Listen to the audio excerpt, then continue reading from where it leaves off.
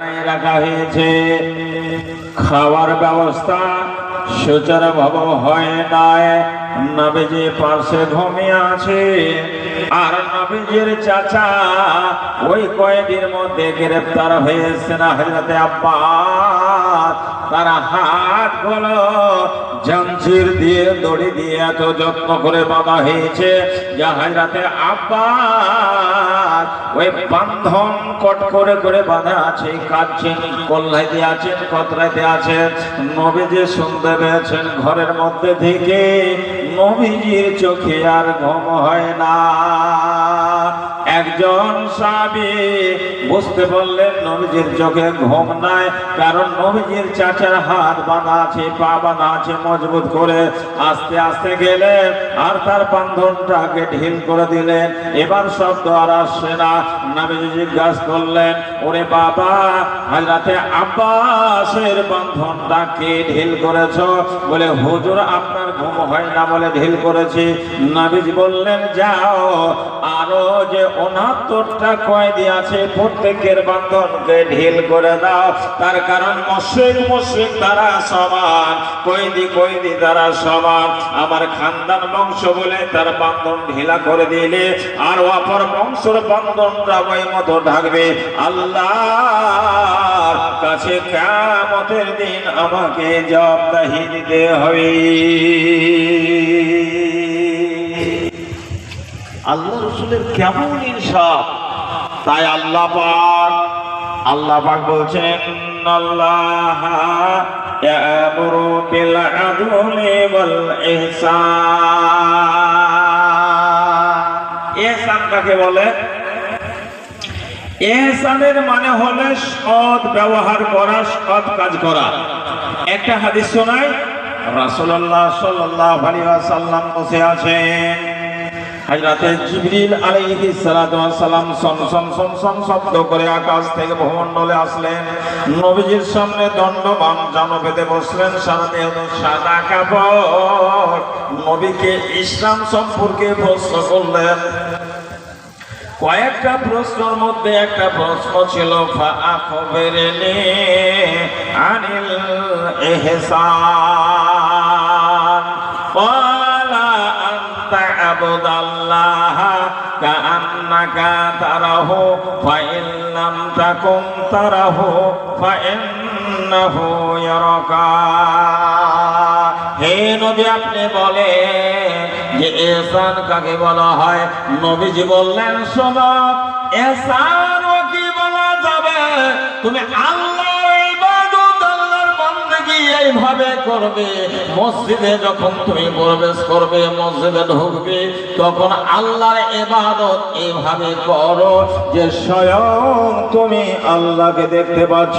যদি এতটুকু তোমার মনে না হয়, তাহলে তোমাকে ভেবে নিতে হবে যে আমার যে কাজ কর্ম, সেই কর্মটা আল্লাহ আমাকে দেখছে। তাই নবীজি বললেন, হে উম্মতের লোকেরা, সমাজের লোকেরা, তোমরা মসজিদ নির্মাণ করবে, মসজিদ তৈরি করবে। মসজিদে নকশা করিও না, রঙিন করিও না, ফুল ছাপাইও না। মসজিদের ঘড়ি কিনবে, হুঁশিয়ার, তাতে কোনো চিড়িয়া পাখি বিরিজাত না থাকে, সুন্দরতা না থাকে, সাদা আকারের করবে, যেন নামাজের টাইমে তোমাদের চোখগুলো এইদিকে দড়িয়ে না বাড়ায়। যদি দড়িয়ে বাড়ায়, তবে আল্লাহর কাছে তোমার নামাজ কোনোদিন কবুল হবে না। আমরা কেমন মুসলমান, আমাদের ঠিক নাই তো ঈমান। আমরা কেমন মুসলমান, আমাদের ঠিক নাই তো ঈমান। বেধর্মে দেহাতে মোরা, অধর্মে দেহাতে মোরা হচ্ছি অপমান। আমরা কেমন মুসলমান, আমাদের ঠিক নাই তো ঈমান। আমরা কেমন মুসলমান, আমাদের ঠিক নাই তো ঈমান। ওরে বয়স মোদের বাড়লা যাত, 40 কিংবা 50। ওরে মোদের বয়স বাড়লা যাত, 40 কিংবা 50। আজরাইল এসে দিবে টান, আমরা কেমন মুসলমান মোদের ঠিক নাই তো ঈমান। আমরা কেমন মুসলমান মোদের ঠিক নাই তো ঈমান। মসজিদ ঘরে যাই না মোরা শুনিল আজান। মসজিদ ঘরে যাই না মোরা শুনিল আজান। আমরা কেমন মুসলমান মোদের ঠিক না তো ঈমান। ওরে ভাই ভাই ঝগড়া করে কথা বলি না জীবন ধরে।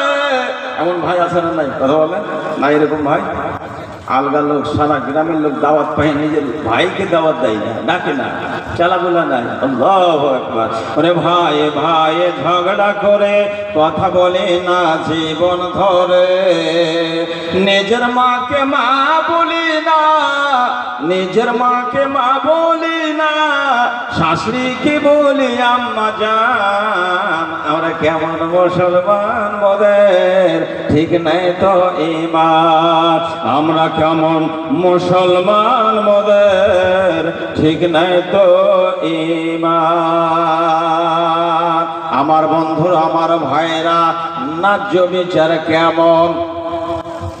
নবীজি বললেন আর এক শ্রেণীর মরল আছে যারা শরিয়ত বুঝে না, কোরআন বুঝে না, হাদিস বুঝে না, নামাজ বুঝে না। তাদের মধ্যে কোনো দিনই শিক্ষা, দিনই তালিম নয়, কিন্তু বাহুবলের কারণে তারা বিচারক সেজে বিচার করি। তুমি জীবনে আশা করিও না তা দ্বারাই ন্যায্য বিচার পেয়ে যাবে। ন্যায্য বিচার হবে। মানুষের বিচারে ভুল হইতে পারে। আপনি বলবেন যে আমি 7 গ্রামের মোড়ল নেতা, আমার জীবনে ভুল হবে না, আমি যেটা করে দেব ওটাই ফাইনাল, আমার ডিসিশন সেটাই হলো নম্বর 1। আর কোন লোকের কথা চলবে না। কোরআন হাদিস আপনি একবার লক্ষ্য করে দেখবেন যে আপনার ফাইনাল করাটাই সঠিক হবে এটা নয়। নাদের দ্বারা তো বিচার ভুল হয়ে গেছে। কেমন ভুল হয়ে গেছে? হাদিস বুখারী মুসলিম, হাদিস বুখারী মুসলিম। দুইজন মহিলার কোলে ছেলে আছে, 6 মাসের দুধ পান করা ছেলে। গরিব শ্রেণীর মহিলা, তারা জঙ্গলে বনে চলে গেছে লকড়ি কাটার জন্য। লকড়ি কেটে এলাকায় বাজারে বিক্রি করবে। তাদের থেকে যতগুলো পয়সা হবে তারা নিজের বাড়ির ভরণ পোষণ করবে, ছেলে মেয়ের খাবার নিয়ে আনবে, কাপড় নিয়ে আসবে। এবার ছেলে দুটাকে এক গাছের তলায়, গাছের পাতার উপরে সইয়া দিয়ে 2টা মহিলা জঙ্গলের মধ্যে লকড়ি কাটতে চলে গেল। হঠাৎ করে জঙ্গল থেকে জঙ্গলের বাঘ, জঙ্গলের পশু এসে একজন ছেলেকে উঠিয়ে নিয়ে গেল, খেয়ে ফেলল। ঘণ্টাখানেক পরে মহিলা 2জন ঘুরে আসে। একটা ছেলে শুয়ে আছে আর একটা ছেলে ওখান থেকে হারিয়ে গেল। আপসের মধ্যে 2জন মহিলা ঝগড়া লেগে গেল। ও বলছে ছেলে আমার, দ্বিতীয় জন বলছে ছেলে আমার, সাক্ষী গাওয়া প্রমাণ করেন নাই কার ছেলে বাঘে খেয়েছে আর কার ছেলে বেঁচে আছে। ঝগড়া হয়ে গেল। ঝগড়া ফয়সালা করবে কে? সারা দেশের মধ্যে সব থেকে বড় বাদশাহ, বিচারক, মোড়ল ছিলেন হযরতে দাউদ নবী আলাইহিস সালাতু ওয়াস সালাম। দাউদের কাছে বিচার চলে গেল। দাউদ নবীর কাছে, ভালো করে বোঝেন কথা, নবীর কাছে বিচার গেল। হযরত দাউদ নবী আলাইহিস সালাতু ওয়াস সালাম 2জনের বয়ান শুনলেন। 2জনাই কেঁদে কেঁদে বলছে যে আমার ছেলে, ও বলছে আমার ছেলে। গাওয়ার সাক্ষী প্রমাণ কিছু আছে? বলেন না। তো যে মহিলাটার ছেলে বাঘে নিয়ে পালিয়ে গেছে, ওর কথা বলিবার ক্যাপাসিটিটা খুব ভালো। ওর বয়ান শুনে দাউদ নবী ছেলেটা ওয়াকি দিয়ে দিলেন। আর যার ছেলে সে কিন্তু পেল না। যার ছেলে জঙ্গলে খেয়েছিল, পশুকে খেয়েছিল, সে ছেলে পেয়ে গেল। যার অরিজিনাল ছেলে, তার কোল থেকে ছেলে হারিয়ে গেল। এবার হযরতে দাউদ নবী আলাইহিস সালামের বিচার শুনে যে ছেলে পেয়েছে হাসে করছে চলে যাচ্ছে, আর যার আসল ছেলে দ্বিতীয় মহিলাকে দেওয়া হয়েছে ওই মহিলাটা কাঁদছে আর চলে যাচ্ছে। সামনে বসে আছে 10 বছর বয়সের দাউদ নবীর একটা বেটা, যেই নাম ছিল হযরতে সুলাইমান নবী আলাইহিস সালাতু ওয়াস সালাম। হযরতে সুলাইমান এমন আল্লাহ তাকে জ্ঞান দান করেছিলেন, পৃথিবীতে যত পশু পাখি, হাতি ঘোড়া, গাই গরু, বল ছাগল বকরি আছে সবারই ভাষা বুঝতে পারতেন, ওদের সঙ্গে কথা বলতে পারলেন। জিন্নাতকে তাবিদ করে দেওয়া হয়েছিল, দেব যত ছিল সমস্ত তাবিদ করা হয়েছিল। সারা পৃথিবীর যতগুলো জঙ্গলের পশু পাখি সমস্ত দাউদ নবীর ছেলে সুলেমানের তাবিদ করা হয়েছিল। পাখি কি বলছে সুলেমান নবী বুঝতে পারতেন। ওই মহিলাটা কাঁদছে, কাঁদতে কাঁদতে চলে যাচ্ছে। হযরত সুলেমান ডাকলেন, বা একটু এসো আমার কাছে, তোমার কি ব্যথা বেদনা হয়েছে, তোমার কান্নার কারণ কি? মেয়েটা বলল, তুমি ছোট ছেলে, আমার দুঃখ বুঝতে পারবে না। বলে মারে বাস, বলে জঙ্গলে গিয়েছিলাম লকড়ি কাটতে, ছেলে ওর হারিয়েছে, আমার ছেলে ওকে দিয়েছে দাউদ নবী আলাইহিস সালাতু ওয়াস সালাম। বলে ঠিক আছে, তোমাদের বিচারা হবে, ডাবল বিচারা হলো, চলো সোলানা দাউদের কাছে।